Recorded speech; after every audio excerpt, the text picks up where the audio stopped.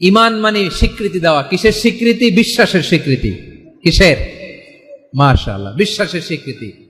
এই পৃথিবীতে বিশ্বাসের দাম বড্ড বেশি। এই পৃথিবীতে সবচেয়ে দামি জিনিস কি? বিশ্বাস। বিশ্বাস ছাড়া এই জগৎ চলে? স্বামী স্ত্রীর সম্পর্ক কিসের উপর টিকে থাকে বলেন তো? হ্যাঁ, বিশ্বাসের উপর টিকে থাকে। স্বামী স্ত্রীর সম্পর্ক টিকে থাকে বিশ্বাসের উপর। আচ্ছা, পার্টনারশিপে যারা ব্যবসা করেন, পার্টনারশিপের বিজনেস, এটা টিকে থাকে কিসের উপর? বিশ্বাসের উপর। এই জগৎটাই চলে বিশ্বাসের উপর।